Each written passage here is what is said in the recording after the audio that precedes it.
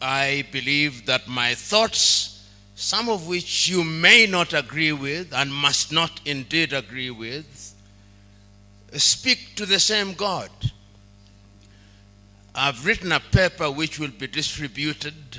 It's more disciplined than what I will present in an eclectic fashion. But I'm acutely aware that I've been asked to talk about problems bedeviling Africa. But before I say that, lest it be that it is only Africa that has problems, it is not true. As I speak, only yesterday in the United States of America, there is a state of emergency in the state of Texas. So there are problems in the United States. As I speak to you now, there is a war in Ukraine, so there are problems in Europe. As I speak to you now, there are tribal problems in Nagorno-Karabakh amongst the Azerbaijanis and Armenians. So there are problems in that part of the world. Because there is the tendency to assume in popular media that problems are only in Africa, completely untrue.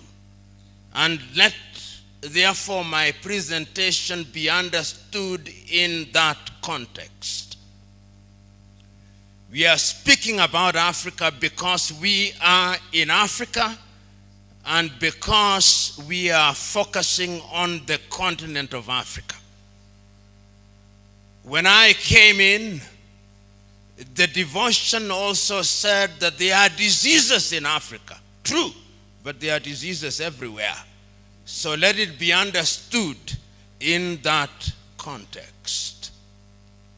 That said, and you being theologians of the Christian extraction, let it also be understood before I make my contribution that Christianity is a very young religion. It is a post-Christ religion. And I invite those who are present here to read the book that I love, written by Desmond Mpilo Tutu, God is Not a Christian. And I believe that God is not a Christian. Christianity, from my theology, is a human construct created after Christ was assumed into heaven. Controversial. That is the standpoint from which I come. I profess Christianity, but I read all holy books. I read the Hindu Gita, and I'm familiar with Hindu mythology. I read the Mahabharata. I hope all of you have read the Mahabharata. Because the writers of the Mahabharata say that he who has not and she who has not read the Mahabharata has read nothing. And I agree with him. The Hindu Mahabharata was written 5,000 years before Christianity and is 11 times longer than the Christian Bible. And when I talk about the Christian Bible, I mean the Bible that includes the 12 deuterocanonical books, sometimes referred to as the Apocrypha. And when I watch the Hindu Mahabharata, I begin to see theology, because the characters in that book attend a school under a tree, a banyan tree, and they are being taught theology. I urge you to read the Mahabharata. When I talk about theology, I'm also talking about theology before Christianity. And many of you will have read the works of Socrates, the works of Plato, the works of Aristotle, from whom St. Thomas Aquinas borrows very heavily. And that theology is also important because it is a theology that talked about gods, not God. That theology informed modern day Christian theology, and you are familiar with it as students of theology. When I talk about theology, I'm also talking about African theology. And those of you who are Africans will be familiar with the theology of Orunmila among the Yoruba peoples. Perhaps not documented, but that is also theology. Those of you, and many of you, are students of comparative religion. We must also be familiar with Islamic theology. So there is not one theology, there are theologies. And if one comes from that standpoint, one must therefore be very humble. I'm one who presently very slow to talk about denominations. Catholic Church, Anglican Church, SDA Church, Methodist Church. Today when you tell me I'm an Anglican, I resist it. Although I was baptized in that church. And that to me represents an enlightenment. I feel I'm becoming closer to God when I run away from organized denominations. Because organized denominations bottle God and confine him to a very small space to which he does not belong. And the danger of theology, therefore, is that in my Anglican church, sometimes I hear the priest saying, we are going to learn about Anglicanism. And I said, is that about God, that Anglicanism? We are going to learn about Roman Catholicism. Is that about God or Roman Catholicism? We are going to learn about SDA. Is that about God or SDAism? And many of us are caught in that whirlpool. Today, I dare say that one of the greatest problems that bedevils Africa is religion. It is one of the things that debilitates Africa. Africa now finds herself in a space where many believe, wrongly in my view, that all our problems will be solved through prayer and fasting. Wrong. The divine instruction, as I understand it, was go ye and subdue the earth, and by the sweat of thy brow thou shalt eat. There is no shortage in Kenya, even those of you who came from outside, who have seen many crusades in billboards in Nairobi, Kenya. And when you travel across Africa, there is no shortage of individuals going by different names. Prophet, prophetess. And yet those of you who are students of theology will be told that the age of prophethood ended, some say with John the Baptist, some say with Micah, but they are prophetess and prophets. There is no shortage of apostles running around Africa producing rabbits out of hats in the name of fake miracles. There is no shortage of them.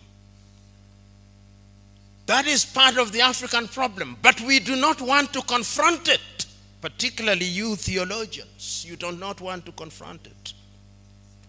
There is now a theology in Africa of making people feel good without making them good.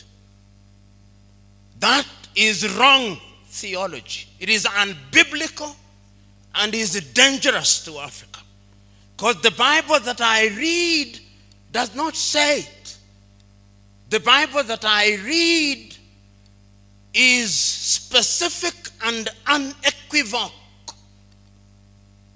When I read the book of 1 Kings, and I read the story of the prophet Elijah and his confrontation with Ahab and Jezebel, he says, bring forth the 400 prophets of Baal and the 450 prophets who are prophets of Asherah, and let them come to Mount Carmel, that we may know if God is God, let him be worshipped, and if Baal is God, let him be worshipped. No two ways. Choose. And a choice is made. That is the Bible that I read. And I don't think it has changed, even if you have the American or the NIV or the King James. That one has never changed. So there is no equivocation in the Bible. It's about choice. The other Bible that I read is to be found in Joshua 24, and you'll be familiar with it. The last meeting between Joshua and the elders of Israel before he passes on at Shechem says, remember, before we crossed, before I called Abraham and Nahor from his father Terah, they worshipped other gods. And he narrates what he did to them and how he came into the land of the Amorites. And he tells them, choose you now whether you want to worship the gods that your fathers worshipped before they crossed the Jordan, or the gods of the Amorites in whose land you dwell. As for me and my house, I shall serve the Lord. No equivocation, clarity, choices being made. I read that. The Bible that I read also tells me in Matthew 24:24 that in the last day there'll be many Christs. They'll come, and they are coming now, many of them. They shall work wonders, and that they would even lead the very elect, but for divine intervention. That Bible I read, and I suspect you also read the same Bible. The Bible that I read in Paul's second letter to Timothy at 3 also tells me that in the last days there shall be a form of Christianity where people will be lovers of themselves, and they would cheat everybody just like Jannes and Jambres did to Moses in the desert. I read that Bible. I also read another Bible verse in the Bible, Romans 1:30, that people shall be lovers of themselves, and they will have committed all sins, and they manufacture new sins like LGBTQ. So nowadays I go to church and pastors are equivocating. My own church, I saw in England the clergy coming complete with a dog's collar, apologizing for people who are engaged in LGBTQ, saying that God loves them. Yes, he does, but God does not love sin. And the last time I checked, and the Bible has not been revised, one of the reasons why Sodom and Gomorrah was destroyed was because they engaged in those. So, when you ask me to talk about the role of theology and the problems bedeviling Africa, I'm situating my presentation in those biblical verses, which are clear and unequivocal. Africa and Africans, like all peoples, face numerous problems, and human beings face numerous problems. We seldom forget, but we must never forget that this continent and our people were enslaved.